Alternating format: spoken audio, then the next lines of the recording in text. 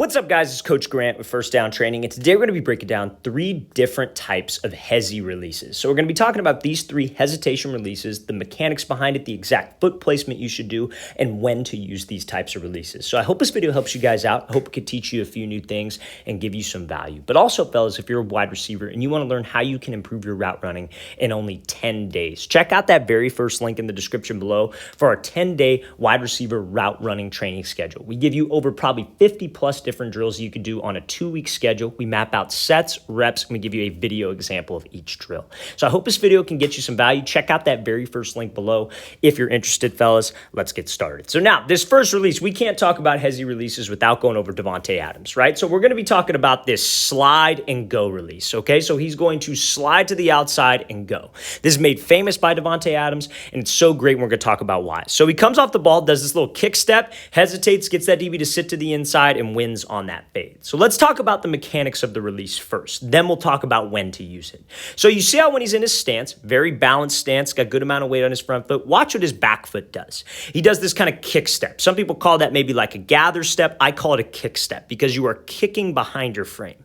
Now, the reason why he kicks behind here, and a lot of coaches will say that that's a false step. It's not a false step. That step is for explosion and that step is for balance. Because when you step back like this and you kick behind, that loads your hips up and it allows you to spring to the outside. It allows you to gain some ground and go forward. When you're on a release like a hesitation release and you go from a position of no momentum, because a wide receiver stance is a position of no momentum, you don't have any quickness. There's no suddenness to the movement, right? So that kick step is a way to do it. So to do this slide and go release, you hesi behind, you use that kick step to kick behind, and you shoot out. Now, when you do this hesi move, we are trying to gather info on this DB. How is he going to play me?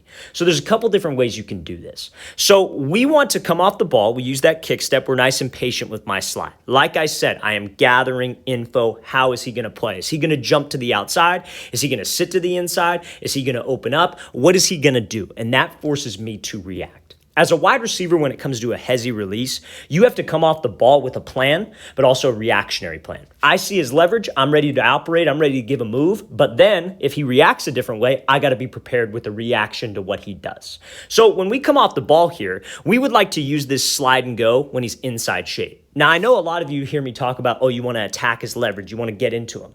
And we're going to talk about 2 other releases that will do that in a second. But this is just another tool to have in your tool belt. There are many different ways to run a route. So I like this when he is inside shape. So this slide and go release builds off of something called like a HESI slide. Okay, so where you go here, you hesi to the outside, and this DB maybe jumps to the outside. You hit him with a crossover, and you run a slant. Right? So if you have a slant route, this is also something you could do. You could slide. Maybe we've done this fade before and he jumps and I run that slant. But it builds off of each other. It builds off the inside release or the outside release. Because maybe one time I beat him on a slant and he comes out with the exact same leverage. It's man coverage. I got the same split. So now I do that little kick step behind.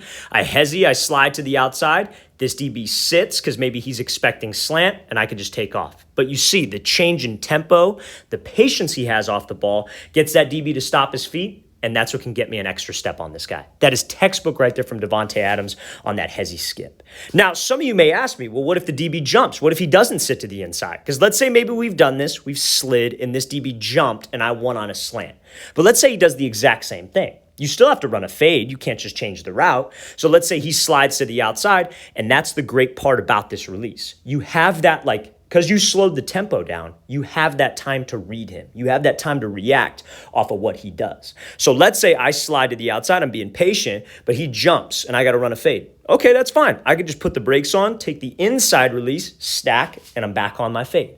You react off of the DB. It is about what he does, what he shows you pre-snap, and what he shows you post-snap. More often than not, his post-snap is what we're thinking pre-snap, but we always got to be prepared. Let's play this thing full speed. Great job using that kick step and on that hesi slide and go release there from Davante Adams.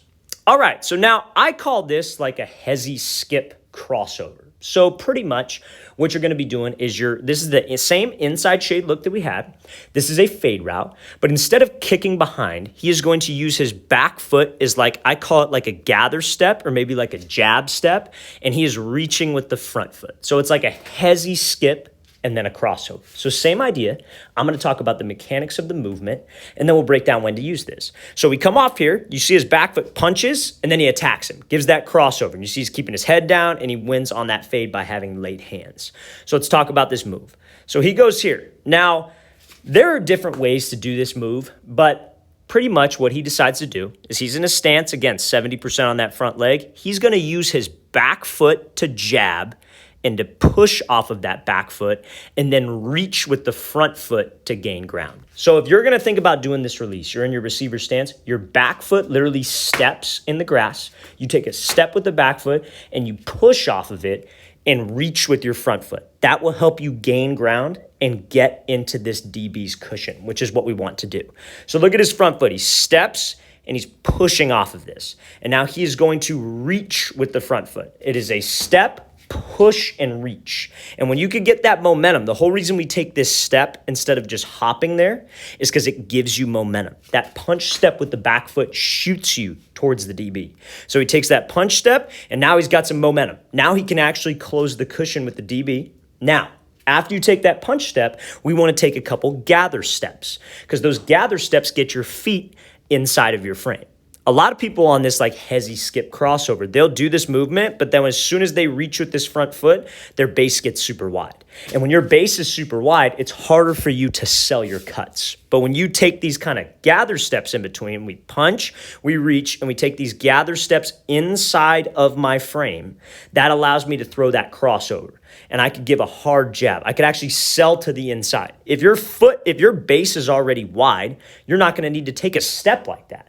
But we lose explosion like that. So that step, because your feet were inside of your frame, allows you to throw to the inside, allows you to sell with your hips and shoulders, and that's what gets that DB to sit to the inside. That is a textbook hesi skip crossover move right there. But now, let's talk about why he did this. So he has to run a fade route, right? We got inside shade 2 to 3 yards off. So he does this hesi skip. He does that punch step with the back foot, reach with the front foot to get into this DB's cushion. Because the whole reason he's inside leverage in the first place is to prevent the inside route. So he wants to stop this slant. We want to make it look like I'm attacking him and I'm trying to cross his face. I'm trying to force the inside release. But if you guys are familiar with us, you know that we don't teach that. We are not supposed to do that. So he comes off, he does that hesi skip to close distance. Those gather steps get it under his frame, but at the same time, he's still closing distance. He's getting into his toes. He's making him uncomfortable. So now he can throw to the inside. Now he can make that crossover move, get that DB to jump, and we got some space on the fade for my QB to throw me open. A lot of you might ask, why would he do that? Why would he attack his leverage? Why not just run directly to the outside? Well, if you just run to the outside and don't give him a release, this DB will get hands right into your hip and squeeze you to the sideline. And the sideline acts as a second defender. So you're essentially being double teamed. And that quarterback, that's a very, very tough throw. Now, like I know we talked about this release. We talked about Davante Adams' release. But what was important about Adams is when he decided to do that slide and go, he really made sure he restacked. So you could do either one of these. But if you were to go with the slide and go in this situation where you kick-stepped behind and you slid to the outside and then took off, you got to make sure when we take off, we are getting skinny and we are getting back into the DB's cushion. We have to allow for space for the QB to throw me open. Let's play this thing again, full speed one more time. This is a textbook example here of this hesitation, skip into a crossover release. All right, so now, last release I want to take a look at here is from CeeDee Lamb. And I pretty much just want to talk about, how he's able to use this like kind of hesi skip, almost like a high knee change of tempo to get this DB to sit to the inside and self fade. Okay, so let's play this full speed. So he comes off here, hesi skip, bursts up vertical, and then snaps this thing off and drops his hips. So let's talk about this. So he goes here. He does this, he comes off the ball again. We got kind of the same pre-snap look that we had. This is just a comeback route. So you could use a hesitation move on a lot of different routes. This DB's lined up inside shade. We come off the ball, and you see how he does this little high knee hesitation skip. So that change in speed, that change in tempo, I would still consider this a part of the release. It's more of like a hesitation skip, if you will. That gets that DB to stop his feet for a split second, because you come off the ball, you change tempo. When we're not going fast, DB is not going fast. But if I'm a smart DB and you start doing that like high knee movement, like I might slow myself down, but I'm expecting you to go deep after that. But that's the beauty of this type of move. It can sell a route, it can sell the fade to get you separation on a comeback, a curl, a dig. Because now when I do that little hesi skip and I change my tempo and I come off, I go 0, 100 and I push back up vertical. What do you think he's gonna do? He's expecting the fade. He's going to overcommit to it, open up his hips, and turn and run with us because we sold the fade so well. It's just another element that you can add to your route running, to your overall game that's going to get you some more separation. Changing tempo is one of the best hesi type releases that you can do. So I got that DBZ who's inside shade. I come off the ball, I give him a little skip, and then I go. You got to be careful about the skip though. I probably wouldn't use that against the most physical guy. This isn't my favorite release to use, but this is something that if you like it, if you feel comfortable with it, you can definitely add to your game. Just another way to get that DB to bite on the fade, because on every single route that's not a fade, every single route that's not a double move, you have to be selling fade. And going from 0, hesi skip, to 100, selling the 9 is a great way to get open. Let's play this thing again, full speed one more time. So great job by CD Lamb coming off. Hesi skip, pushes up vertical, and that even gets that DB's eyes to go on that back pedal because he sold it so well with that peak back move, as you can see.